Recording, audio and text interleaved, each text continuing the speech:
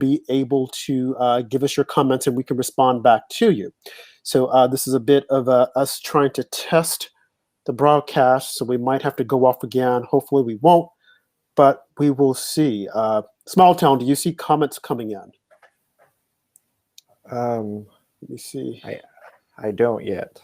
You don't, and neither do I. Let's see here. Okay, let's see here. Yes, we are on. Let me see. I'm going to type it. Let me see if I see it. Well, yeah, I can see my commentary. Okay. Test. Okay. Yeah, I think it's working. It came up on the side. My comment did. Okay. So I just tested mine. Hi, everyone. Okay. Stay tuned. In just a minute, we will be joined by Charles Downs. He's going to preview the Stop the Steal rally on January 6th. I think we're back in action. Okay, so it's better now. So I think everyone can see us. Thank you guys for being so patient. That's what happens with modern technology. And when you're having a live show, you just have to just like work out the kinks and keep on rolling. I hope you guys saw yes, we can see you, Idaho Girl. Thank you for joining us. And I hope all the other individuals who had signed on will sign back on, because we were having a bit of technical difficulties, but we're live again. Yes. And joining us, of course, my host, Small Town Andrew, and our guest commentator is HE_Robinson, Heather Robinson. And also joining us at the bottom of the hour will be the Charles Downs. He will be talking to us about the Trump rally that he attended this weekend. No, January 6th, he's going to one. Oh, January 6th. Okay, which is next week. Okay. Now, I don't know if you guys heard my opening statement. I want to do it again because it was so great and I loved it. Okay, so just be patient with me while I get it going. I want to talk about my opening. I want to do the opening statement again. Let's see here. Let me see if I can find my folks. Here we go. Okay.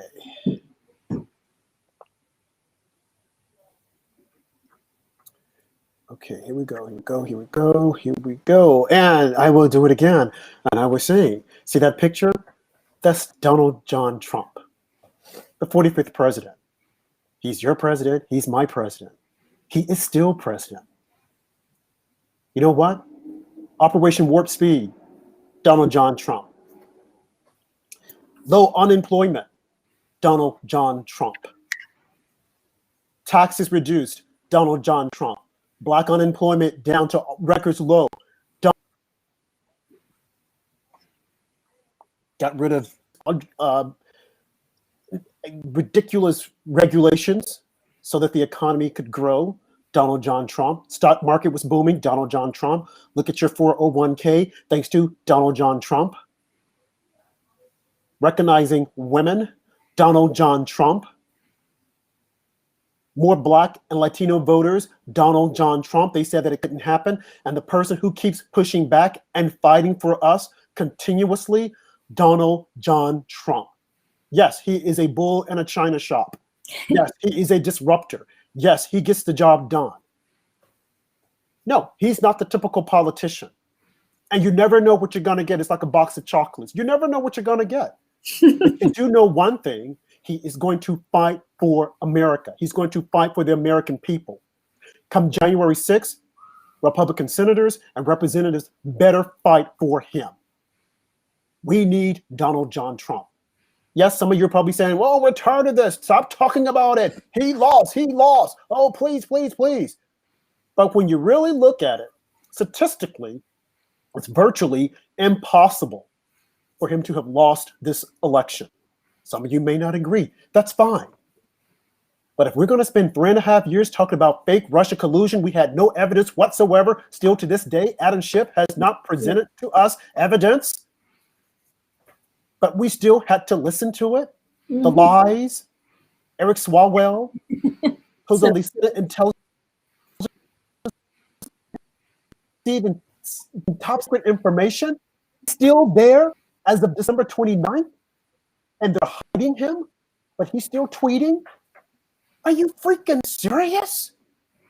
This is the United States of America, folks. Something has to be done.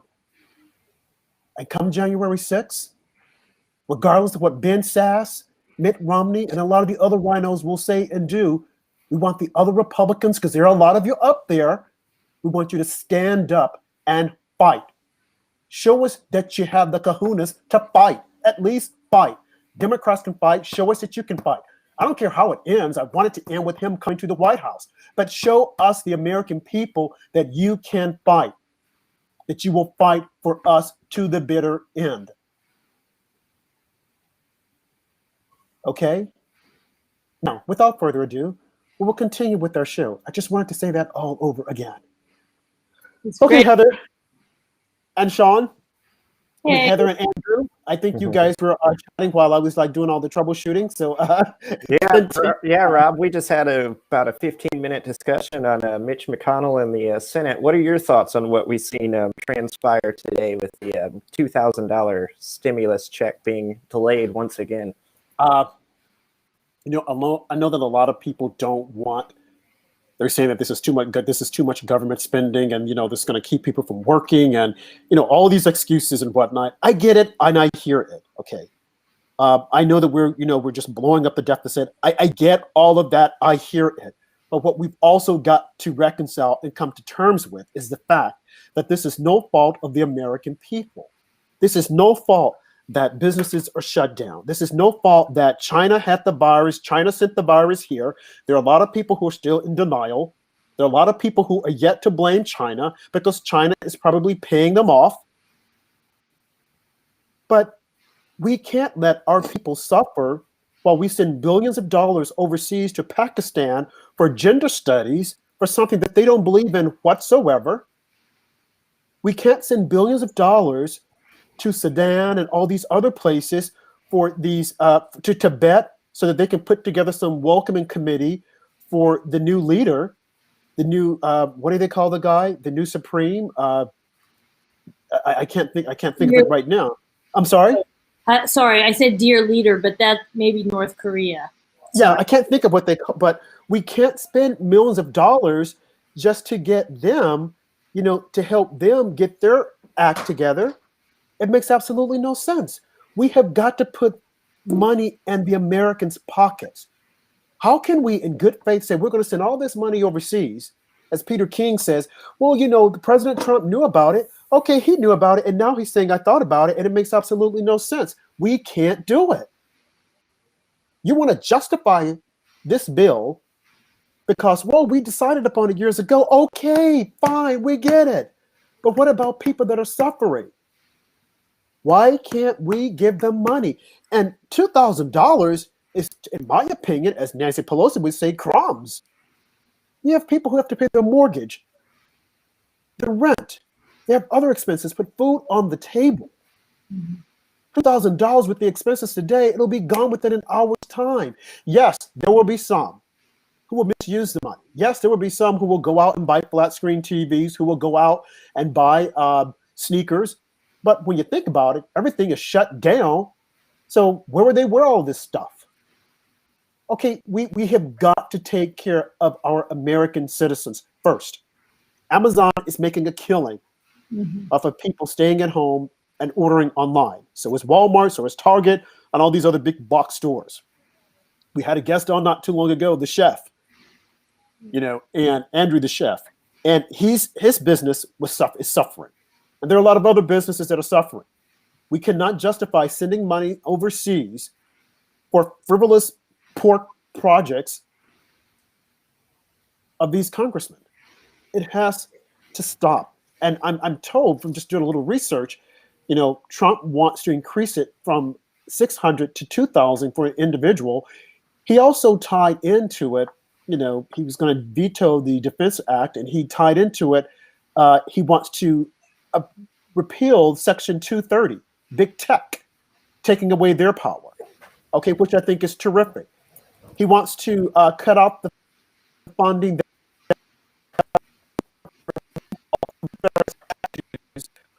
the names on military bases. Have time for that. We're in a pandemic.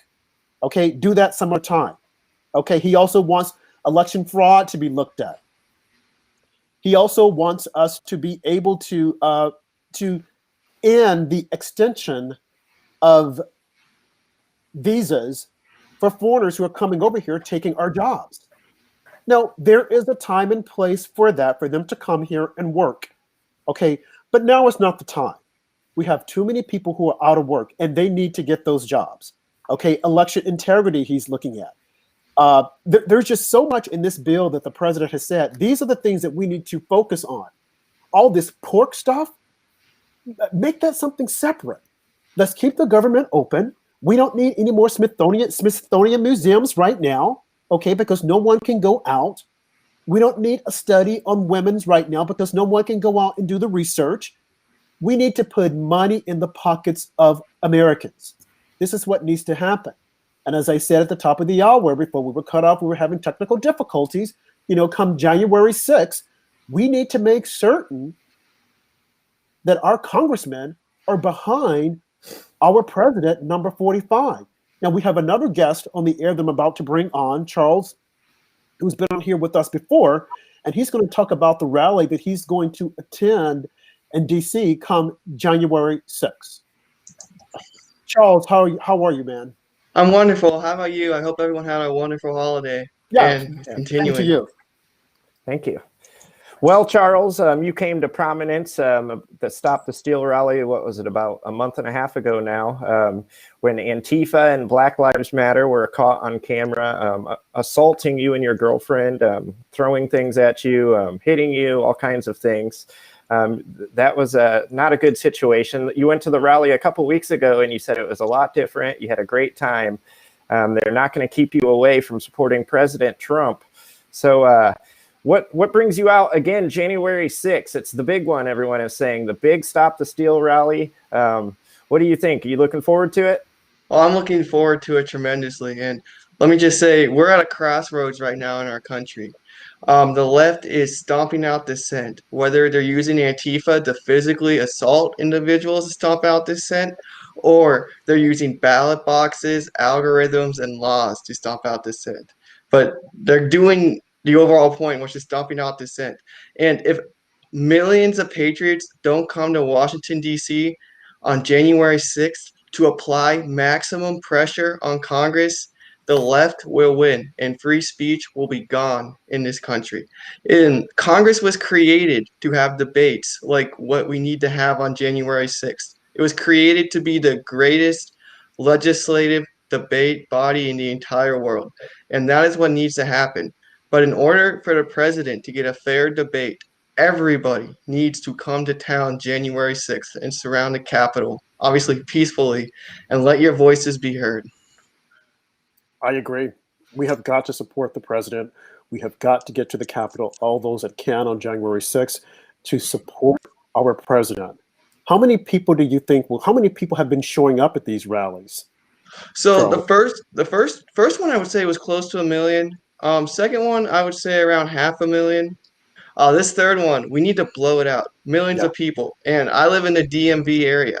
Mm-hmm. And the liberals here in Washington, D.C., they are scared to death of January 6th with what's going on in these news articles. The Hill, the Washington Post, Politico, all wrote stories today and yesterday that said, do not discount Trump's efforts on January 6th. There is 10 members of Congress who are Democrats, but Trump won their district, and they are going to have an important decision to make on January 6th. All the Tim Ryans of the world. Are they going to support the president, like what their district representative, like what their district wants? Or are they going to follow Nancy Pelosi, elect her speaker, and do her bidding, which is vote for Joe Biden for president? These people have a decision to make. And the more people who come to D.C., the more people who don't stand down, it makes their decision a lot harder. Mm-hmm. Yeah. Charles, as we mentioned earlier, you've actually been assaulted at one of these rallies. What do you say to people who say that they're afraid to come out to Washington, D.C. on January 6th because they don't want to be attacked by Black Lives Matter or Antifa members? Was the second one a lot safer? Do you think this rally on January 6th will be safe? Yeah, the second one was a lot safer. And let me say something about the January 6th rally. The meeting point for the first two was Freedom Square, which is right in the middle of town by the Trump Hotel, kind of between Congress and the White House. It looks like for this rally, they're staging it at the Capitol. So most of the security will be done by the Capitol Police, and they're not the D.C. Police. Capitol Police don't mess around. So I think it'll be a lot harder for Antifa to come cause trouble at the initial rally. And what I tell people is you have to come, because if you don't come and stand up and fight for your rights in DC, what happened to my girlfriend and I is going to happen to you in your town. Antifa will be allowed to be let loose in the United States of America if Joe Biden becomes president, the Democrats take the Senate, and they pack the court. It will be the perfect storm to let Antifa go crazy all over middle America. So your free speech rights, maybe you can say to yourself, oh, I'm safe at my house in Cincinnati, Ohio. Well, that's great. You're safe right now. But 6 months from now, if Chuck Schumer is majority leader of the Senate and Joe Biden is president taking orders from Kamala, Antifa will be at your doorstep, literally. And I'm not trying to sound alarmist, but that's just what they're going to do. I mean, the mayor of DC lets these people run crazy. Yeah. Literally, a male assaulted my girlfriend on camera. They threw liquid on us in the middle of a pandemic, and nothing was done.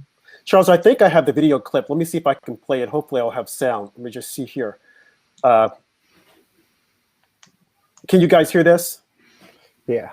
Does that show what happened, Charles, in that clip? Oh, I think that was one of my videos.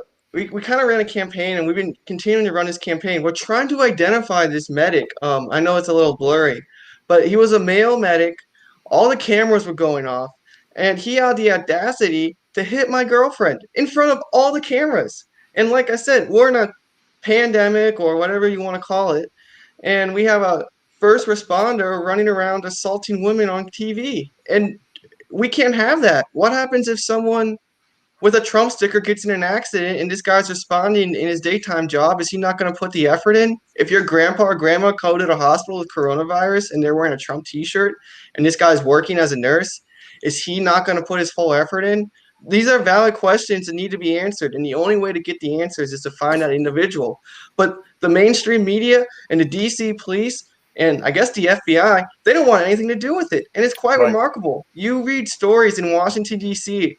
about how these Washington, D.C. hotels are shutting out Trump supporters, and they're not the violent ones. Antifa's the violent ones. Yeah. Yeah.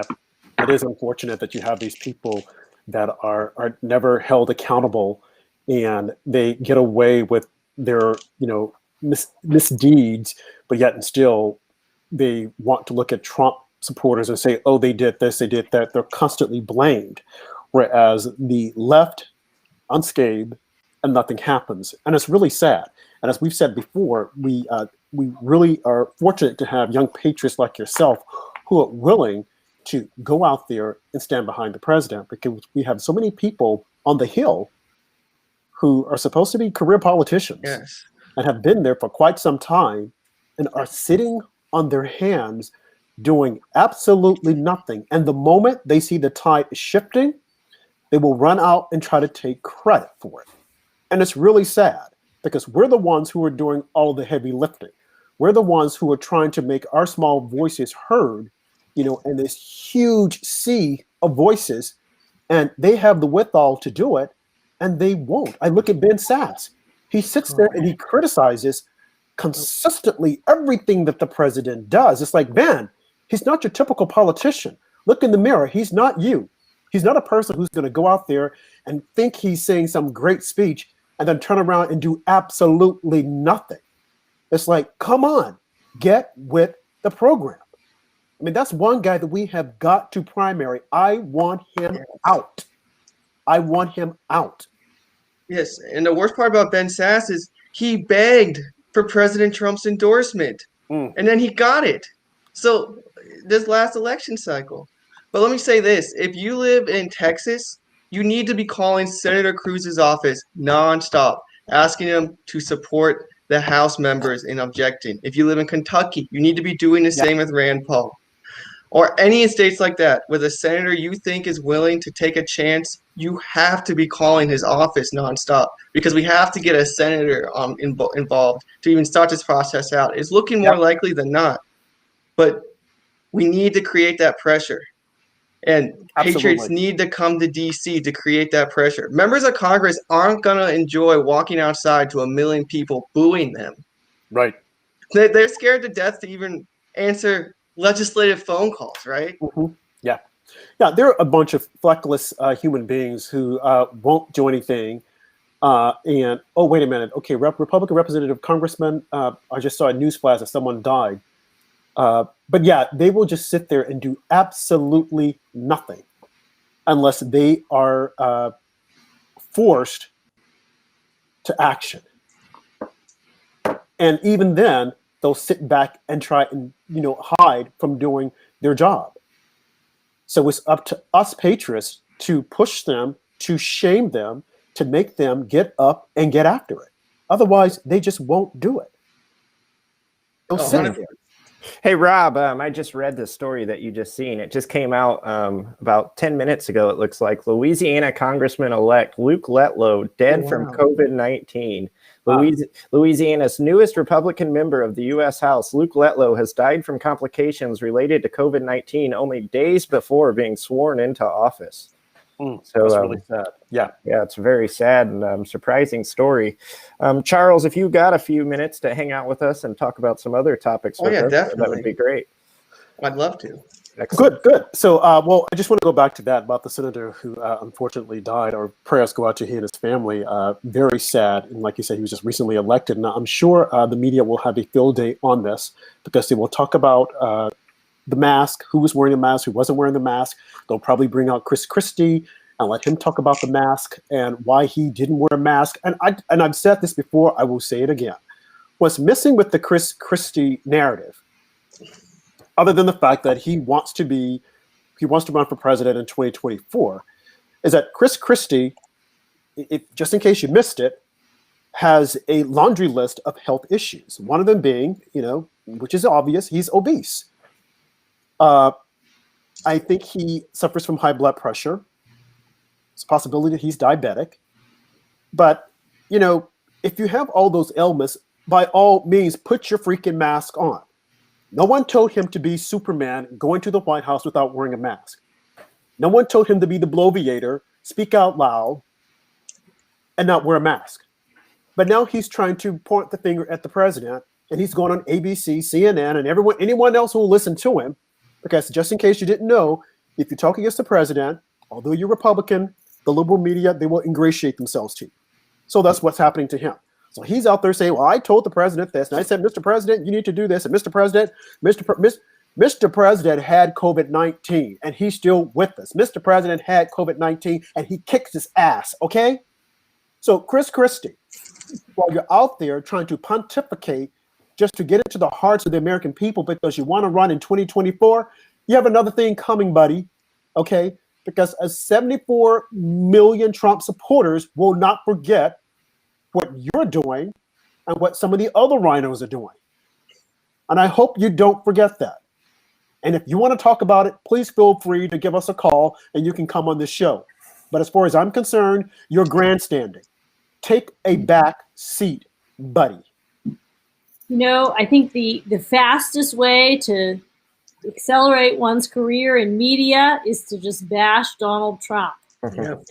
Times, whether it's a journalist, a politician, someone who doesn't have any experience investigating or writing journalism, but declared themselves a journalist over the past few years, which I'm not necessarily against that if the person's good and they actually strive for some kind of balance or objectivity when they're reporting a news piece. But we've just seen people just jump on this bandwagon, whether it's establishment politicians, opportunists of all stripes, and it's sickening. It's really sickening. It is. It is very sickening because, like you said, if you want to bash the president, they will give you a platform to do it. Mm-hmm.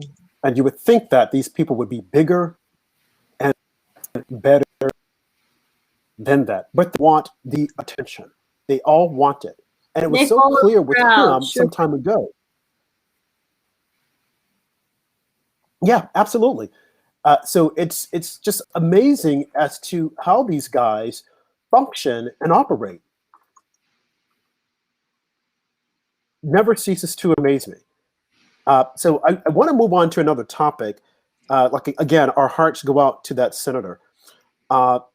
Something else that I wanted to talk about that's really pressing right now is, of course, the votes in Georgia.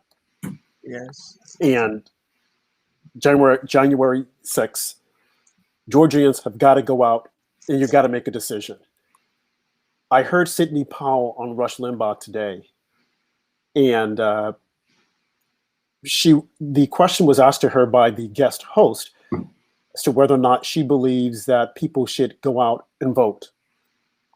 And she was hesitant at first, and then she said, by all means, yes, because we cannot turn over the country to a bunch of socialists.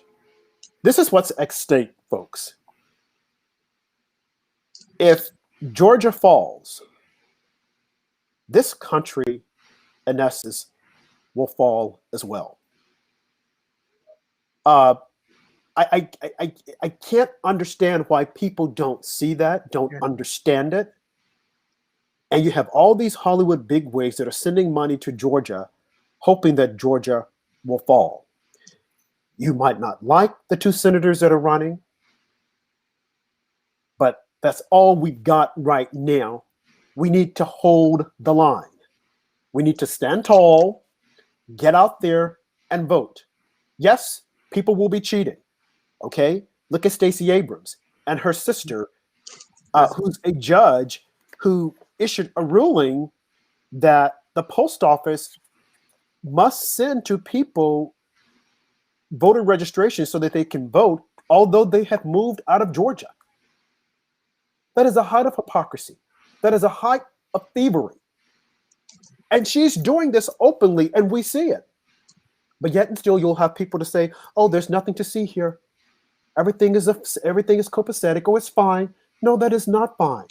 If you have left the state and have moved somewhere else, you don't have a right to vote in that state. These are the same people who welcome illegal aliens to vote.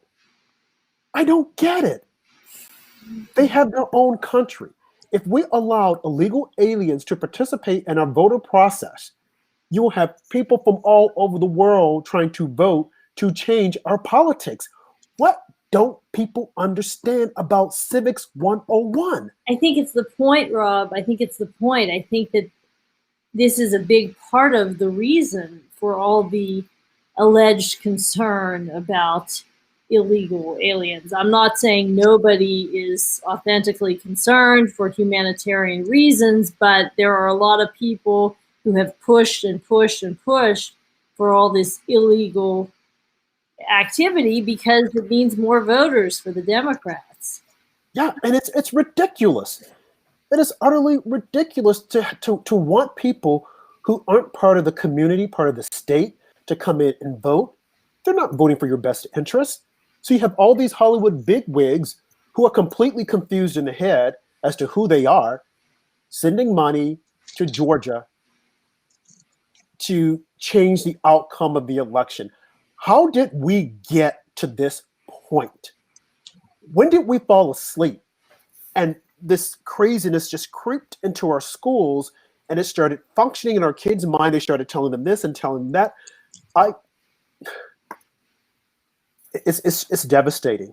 Charles, what do you have to say? What are your thoughts? Yeah, what I think is our Georgia right now is our version of Constantinople. If Georgia falls, the Republic falls, and everything about America falls too. Everyone has to get out and vote.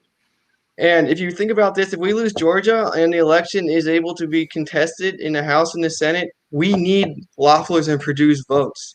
This is all connected to Trump potentially remaining in office. Hopefully he will. Yeah. But if we don't win those two seats, how are we going to – we're not going to have any success in the Senate when it comes down to challenging the election. People need to remember that too. And I thought it was so disturbing that No. Stacey Abrams' sister is allowed to rule on an election case, I'm asking, where's the Georgia legislator? Why are our state legislators across the country asleep at the wheel? They're supposed to be our direct representation of we the people. And they're not doing we the people's bidding. And the American people, if they want to get in contact with any elected official, probably your state legislator is the easiest one to directly contact and talk to. Yeah. And people need to start, especially in Georgia. You need to reach out to the Georgia legislator and tell them you guys need to get it in line, because the definition of insanity is doing the same thing and expecting a different result. Exactly. And it concerns me that the Republicans in Georgia are doing the same exact thing as they did for the general election. Yeah. They're letting Stacey Abrams and her Hollywood elite crew run wild, just putting drop boxes off wherever they want, getting court cases to her sister. Could you imagine if it was switched around and Donald Trump's sister, who is also a judge, ruled on an election case? Yep. What? There'd be riots in the street right now. Absolutely. It's absurd what's going on, but people have to vote, because voting will expose the fraud even more. Because it's really, I mean, we saw what they did in the general election, but they seem pretty exposed. More than likely, there's going to be hearings on the 6th. There's information, but if people don't vote, it will be a lot easier for them to cheat. And it would be a lot harder for the Republicans to uncover their cheating. And people need to remember, too, that if there's like a quote unquote, if the election in the Senate is contested, it's not up to the courts. It's not up to the state legislator. It's up to Mitch McConnell in the Senate. They vote on the seat. So that's a lot better odds. I mean, we see how the Senate takes care of their own. And I'm not saying that's right or wrong. Most of me thinks it's really sad it's like that, but we can't lose these seats, because Chuck Schumer, as majority leader, with the potential of AOC primarying him, he will literally be AOC. He will be so far to the left that Washington, D.C. and Puerto Rico will be states within 6 months, I think, of Chuck Schumer being majority leader of the Senate. And then another 6 months after that, we'll hear how the Supreme Court is racist and sexist and needs about 4 or 5 more judges. And they'll start off with probably appointing Barack Obama and Eric Holder as the next 2 judges. And then Eric Holder is going to do his little redistricting dance and try to redistrict all the House seats. And Republicans will never, ever, not even just the Republicans, a political party that likes freedom will never, ever win an election in America again if we lose Georgia. And that is not a dramatic statement, in my opinion. No. I think Mitch McConnell, through hell or high water, he's got to come up with a way to get out this $2,000, as I was discussing earlier with Heather. The American people already started expecting this money with President Trump making the announcement that he wants them to vote on the $2,000. I understand McConnell is trying to get Section 230 removed, which is huge, and also some kind of investigation into voter fraud. But I just think he's got to pass this $2,000 regardless at this point, or else it's going to dig Loeffler and Purdue in quite the hole. Yeah, he's got like, to. Where are the rhinos when we need them? Like one thing that actually makes sense, obviously, although there's a counter argument for sure about all the spending, but it's like, all right, yes, the American people are suffering horribly. This is our taxpayer money. Give it to the people. Like, come on, rhinos! Like, wake up! This is our president did, and now they're going to oppose it. I mean, it's utterly. I mean, it's like, yeah. I mean, if there was one, sort of friendly to liberals policy that I really think makes sense, it's giving. I mean, the American people letting the federal government help out people in the midst of a true crisis, which this is. And, yeah, I agree. That was a good statement. Where are the rhinos now when we need them? Any other time they're out there front and center. We need the rhinos now. We need them to go out. We need for them to bat for this president. It's also. Whoops, sorry, Rob. I was just going to say, it's also kind of a bizarre situation we're in, as Heather kind of alluded to, that as conservatives, we are actually begging the Senate to spend some money here instead of save money like we're usually asking for. Usually we're always complaining about how much they overspend, but here we are trying to get them to spend some money. It's quite the different situation for us. And I think it's because our president is dare I say, I mean, he's a conservative, but I think he's got a moderate streak. I think he always has. He's a deal maker. And one of the reasons I never understood why liberals were so whipped up to hate him is that he's not really he's not an ideologue. He's not a conservative extremist. Yep. I mean, he tries different things. His foundation is conservative. He's a business Republican. I believe he's a patriot. He loves the country and the military, etc. But he really isn't an extremist, and he has been willing to make deals, and that's worked in many cases. These creative approaches to problem solving, and here's a policy that is not really a real hardline conservative position. Because of the circumstances and the unique, unfortunate crisis. So it would be, yes, it would. We hope that he can get this done. Yeah. Go ahead, Charles. Our president is the first president in my lifetime to actually stand up for working class America. I grew up the first 22 years of my life. I never left Ohio. And I was in college when Trump was running in 2016, and I remember, like, this guy, like, I could have a beer with this guy. Like, he's not a normal politician. And it seems that in this country, you either have to be extremely wealthy or extremely poor to get breaks from the government. The working class, for the longest time, have kind of gotten the middle finger from Congress and whoever is the president.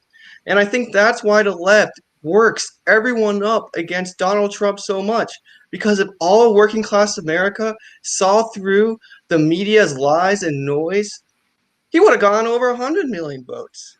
And it's time that we give the American people $2,000. Like, wealthy people were able to write off their horses. I think that was in the coronavirus bill. And then they're giving breaks to people who, it's really sad, they're unemployed, but they're getting breaks. What about the working class American who is still working 5 to 5 every day? You can say he's risking his life in a pandemic. He doesn't deserve a little bit of a reward. He doesn't deserve a head start, as Kamala Harris would like to say. It's absolutely absurd. Right. It's like, what is, I mean, if we're going to look after people, if we're going to have a federal government, my understanding is defense, number one, and police, law and order, and emergency help is really what the government is there for, not to regulate every detail of everybody's life, but to help in a time of real crisis, which we are in. Yeah, I agree. Now, something else I want to talk about that's making news here, because we're really on a roll. The situation with the young lady, Mimi Groves. I have here on my little cheat sheet, Mimi Groves versus Jimmy Galligan. I don't know if you guys heard of the story or not, but apparently when she was, I think 15 years old, she got her driver's license. And of course, she was psyched and whatnot. And she put on Snapchat, I got my license or something, niggers, blah, blah, blah, blah. Now, you can't, I don't believe in censoring any words, but there are certain words that, we just shouldn't say, just like swear words. But this was a young, impressionable kid who was probably repeating what she has heard her friends say. She's heard it in rap music. All of you who are out there going to the gym right now or gymming at home, I'm sure you have WAP by Cardi B in your playlist. I'm sure you probably have a song by BRS Cash called what is it? Throat Baby. Okay, and the lyrics are very vulgar. Cardi B's WAP, extremely vulgar. And to this young lady, because of something that she said years ago, to affect her life, and the New York Times is pushing this story, is unconscionable. Mm-hmm. I'm like, what is the end game? What was the intent? What were they trying to show? What exactly? I mean, I don't get it. I just don't get it. And the young man who put it out there, he saved it all these years until the perfect moment, according to him. And what the media should have done, they should have said, we don't want to see this. She was 15 years old. This is child's play. But instead, they want to use her as an example to say, okay, we're going to get the white girl because she said the N-word. Mind you, rappers are saying the N-words nonstop. A lot of people, the New York Times, probably have the lyrics to WAP and Throat Baby and their playlist, and they're dancing to it. But this 15-year-old kid, who's now, of course, she's 18, I think, you're going to go back, way back in time, and you're going to try to prosecute her and penalize her for something she said. This is ridiculous. There are other things in the Black community that we are concerned with, opposed to some girl, some kid saying the N-word, a word that is used probably frequently in the circles of a lot of young people. So New York Times, I guess you think you feel really big that you put this out there? Really? Go ahead, Charles. Yeah, I have a question for the New York Times and the University of Tennessee. Is Joe Biden banned from the University of Tennessee campus? Because if we're going to use that standard, that guy has said far worse. And he said it not as a 15-year-old, as a United States senator on the United States Senate floor. I don't even want to repeat the garbage that has come out of that guy's mouth. But I'm sure everyone listening, they know. Look it up. Look up what he said about busing. He said that as a senator. So if the University of Tennessee wants to kick out this girl, then Joe Biden should be banned. But if Joe Biden's not banned, she shouldn't be kicked out. But they can kick her out if they ban Joe Biden. Mm-hmm. But it's just another example of the left, right? Justice for them, but not for thee. Or not for thee. Just like with these coronavirus lockdowns. You can't do that, but I can. Or like what happened to me personally. Republicans can get assaulted. Conservative women can get hit. Conservative women can get called names. But it's totally okay for liberals to do it. And, if it happens to a liberal, it's the end of the world. It's just the hypocrisy of it all. But, yeah, is Joe Biden banned from the University of Tennessee? I think that's a great article that someone in the conservative media needs to write. Or how about Bill Maher? Bill Maher used that word he was telling a joke, I guess maybe a couple years ago. And I don't think that his intent was hateful, and I don't know what the context was here with this kid. But as you said, Rob, I mean, you're talking about a 15-year-old kid. I mean, would we want every embarrassing or wrong thing that we did or said at age 15 to be broadcast all around the world? It seems vengeful. It seems like I think you're onto something when you say that it has something to do with the way the Times wants to think of itself. This is virtue signaling culture. I think a lot of it is about the people themselves wanting to get a pat on the head from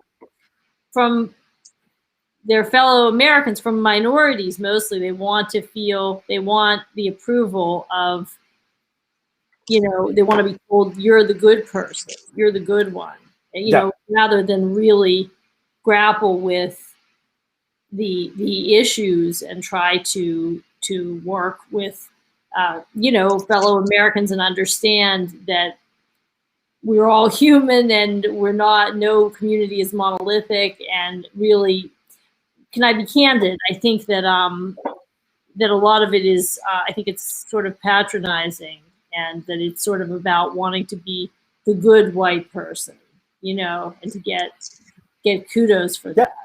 So, you know, I don't think they're so interested in the truth of whether the child, you know, has evolved as a person, whether her intent was hateful, whether she's truly a racist now.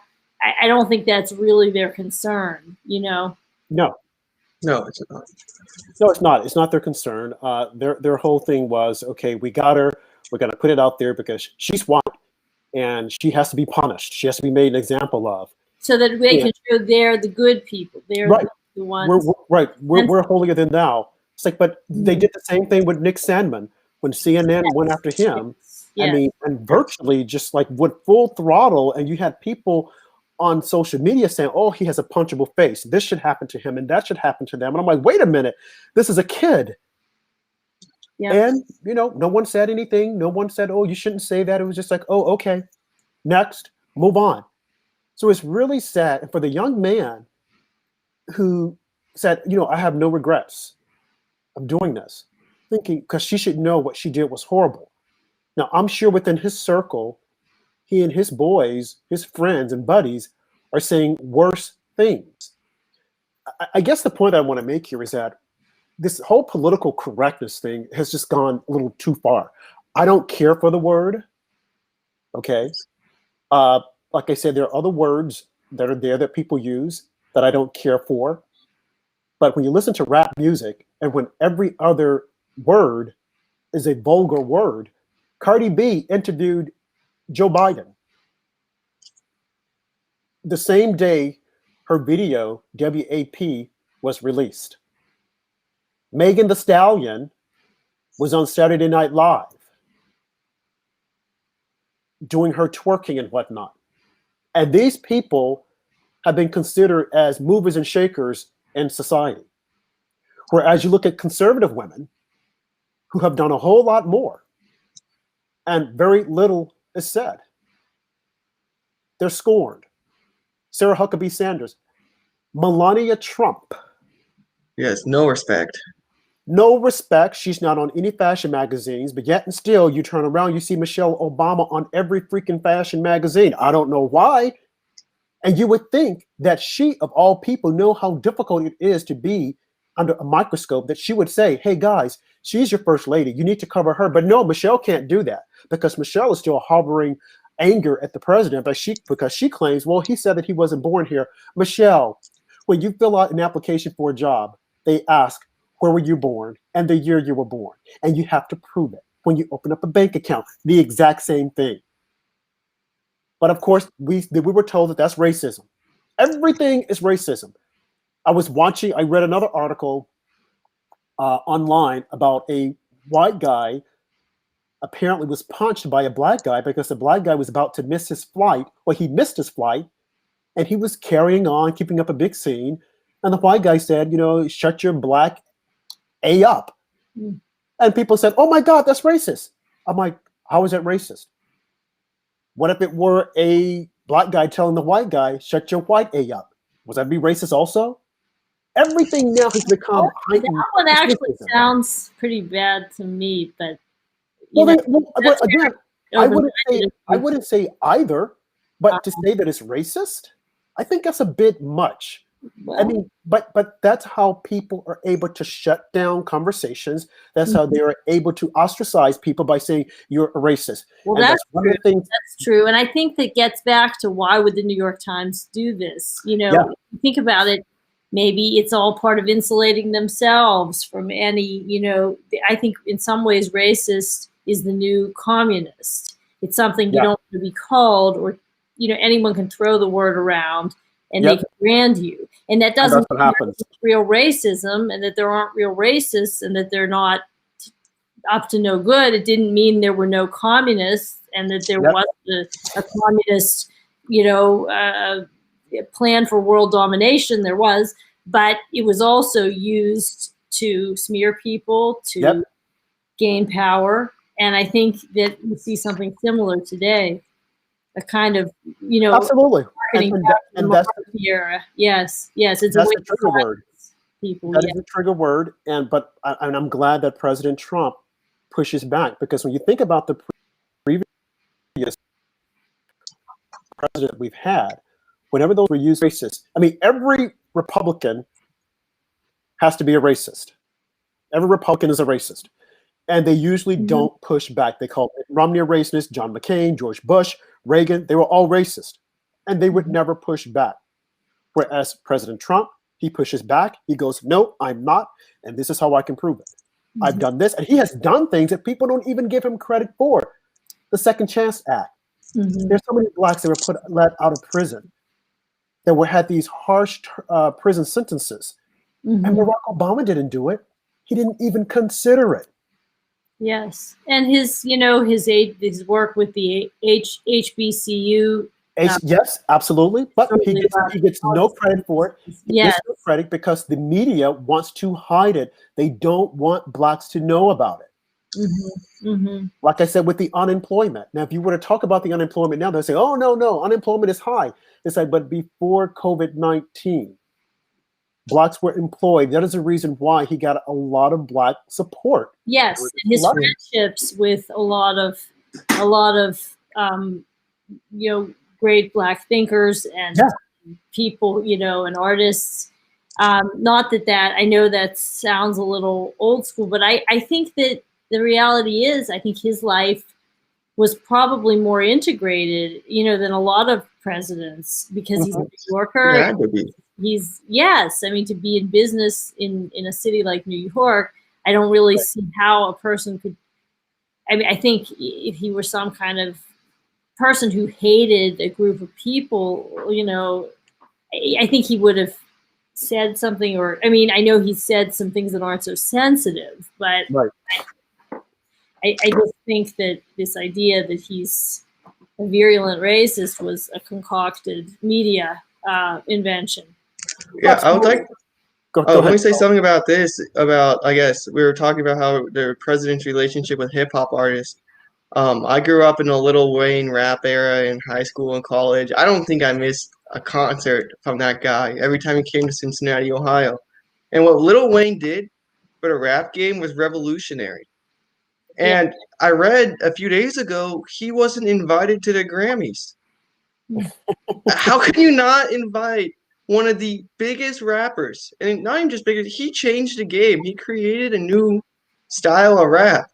There'd be no Drake if there wasn't Lil Wayne. You mean because of his friendship with the president? Yeah. Oh my. There'd be no Cardi B if there wasn't Lil Wayne, because Lil Wayne found Nicki Minaj. Lil Wayne created that whole kind of rap. Him and Lil Kim, obviously, before him, but Lil Wayne accelerated it with his group. How can you not invite that guy to the Grammys? It makes absolutely no sense. Like, we want to talk about racism. The white people who host the Grammys not inviting a black rapper who changed the game and made tremendous strides in music. I don't know what you call that. Different people. It's crazy. It's terrible, and I don't know what's been going on with. I mean, I know that Herschel Walker and the president are very close and have been for many decades. I remember when he spoke at, I think it was the Republican National Convention, about the vacations that their families have been on together, and this isn't a recent thing. They've been friends for like 25 years, very close. Intertwined kind of family friends, I remember. So I don't see how that jibes with the idea that Trump is some kind of racist, but, we don't really hear those stories in regular news coverage. I think a lot of it has to do with Donald Trump's policies are so popular that if they don't create noise, he'll just continue gaining more power, because he actually fights and works for the American people, regardless of your skin, regardless of your sex. He doesn't care about that.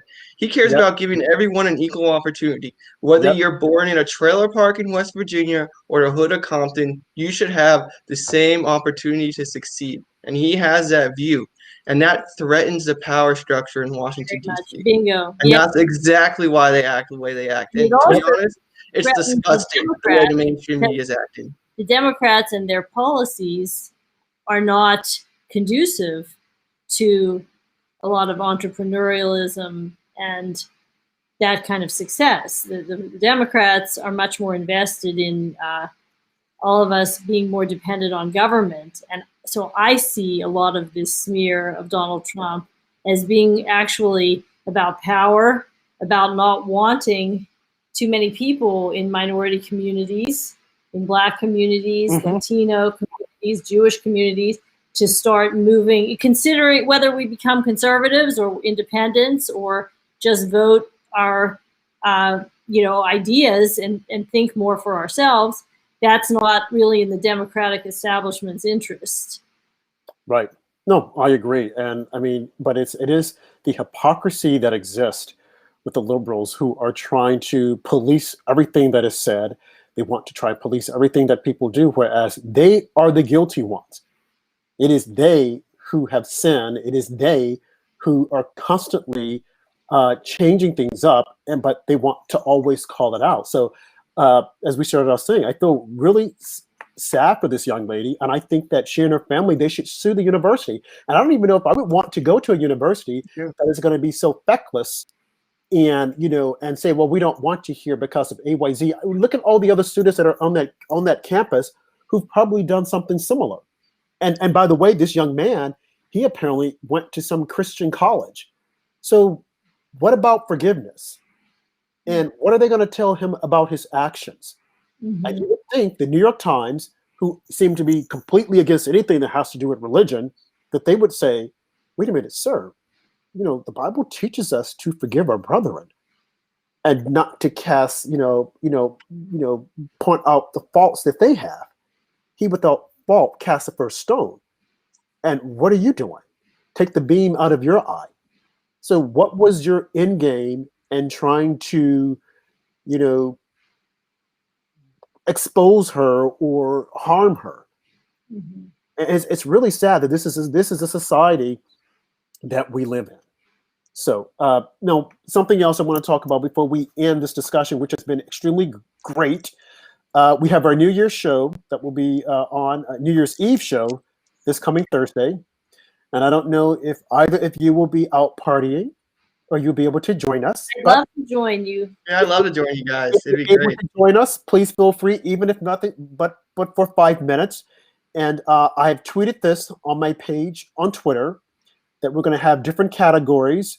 Some of them include the biggest Trump foes, biggest events causing the 2020 riots, top stories of 2020, who are the worst politicians, the worst media outlets, the worst attorney general, and the strongest Trump supporter and the best tweets. So please take a look at my Twitter feed and vote, and we will make the announcements on New Year's Eve. I don't have any big plans for New Year's Eve because I live in New York City, and of course everything is shut down. So we can't do anything. Do you guys have any plans for New Year's Eve? Sadly, I'm in the DMV area, so we're in the same boat as you. Everything's closed, and they're going to come up with some crazy new regulation right before New Year's Eve to make everything even more closed. Yep. Never thought in my lifetime there wouldn't be a New Year's Eve, and that just shows a concern where our country's going. Yeah. In my mind. Yeah, it's really sad. Everything. I mean, this has been a year like no other year. But I was reading somewhere, and they were saying, just think about the kids who were born in 1900, everything that they went through, two world wars, pandemics, polio, Spanish flu. I mean, just went through everything. And what we're going through in my lifetime, 9/11, this. So what they went through compared to what we're going through, peanuts, mere peanuts. Yeah, and I think it's my generation. We have the possibility because we've gone through 2 recessions, 9/11, 19-year war, pandemic. We can be America's next great generation if we can get conservative leaders out there. We can solve all the problems. We've gone through basically hell, and a lot of us are still standing. So like what they say, what doesn't kill you makes you stronger. We can be that generation that provides generational change, just like the greatest generation did, and provide lasting freedom throughout the world. We just need to be given a chance. Yep, I agree. Heather, what do you say? Well, I love your optimism, and I'm sure that you sound like a tough leader. I think I'm more optimistic about my nephew's generation. To tell you the truth, but no, we're okay. We're okay. Mhm. I Yeah, think it's Generation Z that gets us out of this mess. I don't know. Yeah, I think it's gonna take our generation and Generation Z coming together. What I find really interesting is I have 4 younger siblings, and my youngest sister, she's a sophomore in high school. And a lot of the kids who are like the rebels, Mm-hmm. they're all diehard Trump supporters and conservatives. So like the Interesting. goth kids are not conservatives, and That would I be guess the normal kids are not a goths. Mhm. I guess it's completely flipped. yeah, interesting. I wonder because I do believe I'm a big fan of Walt Whitman's poetry and great American poet, and he wrote a lot about the balance in life, the duality of night day, uh, the way things good, evil, the way things are pendulumatic, and there's nothing new under the sun, which is also a biblical idea. But I sometimes think that we think it's going to be the end of the world, and that and then things have a way of action and reaction and balancing themselves out. So that's really interesting. Right. Yeah, and I also noticed too a lot of like the quote unquote burnouts from my high school. If you go to their Facebooks, they're diehard conservatives. Mm-hmm. Well, And maybe the these left. are the same people 8, 10 years ago a diehard liberal rebelling, and now it's completely changed. Well, I think the left might have dug their hole in getting those kids. They may be pushing it too far, and they have some. Not everything they are about is bad, but it's like when you start to restrict speech and you start trying to control people's thoughts and trying to fight certain elements of human nature between men and women. That's a whole other conversation. But I do think that you run a risk of really turning off a lot of people, including young people, because young people are their souls want a certain amount of freedom, and they want to enjoy everything from like the dynamic between men and women to getting to speak and debate and discuss. And when you clamp down on that, it's got to be a turnoff to a lot of young people. Yep. But I like you said, I am hopeful that things will get better. I mean, we're looking at some really dire days if Biden is successful, and if he does take office come January 21st. But we can't. There's always hope, and we have to forever keep that in our minds that we have to stand for something, and that hope is always there. And if we keep that thinking positive and moving forward, our best days are ahead of us. We might go through the valley, the dark and whatnot, but we've got to stand together. And I'm just glad that young patriots like yourself, Charles, are very optimistic, and you're willing to take on this fight and keep us going forward, because that's what we need. We need the younger generation, people who can carry that banner and keep things going, with Donald Trump at the top. There are a lot of other young patriots that are there, and they're fickle, and they don't know which end is up in their mind. Some of them are confused, but young people like yourself shows us that there is promise and that all is not lost. So we definitely want to thank you. Thank you very much. I think one of the great accomplishments and tremendous, wonderful things that have come out of Trump's presidency has been the movement of the growth of independent conservative people within our communities, within the Jewish and Black communities, the Latino community. I think for any one political party to totally take us for granted is not positive. Yes, right. The power that we've grown in strength and in conviction, and I think that people like you are leading the way and showing that strength of character, and that's been a great blessing of these years. Right. Yeah, I agree, and thank you all so much. And before we go, I just want to tell everyone, you don't want to be sitting on your house January 20th, Inauguration Day, watching Joe Biden become inaugurated, and it hits you that you wish you would have done more. Right. So make sure to come to DC on January 6th to ensure transparency and debate. You don't want to be like I said, a month from now, seeing your taxes go up, potentially seeing the court get packed, seeing more of your freedom stripped away.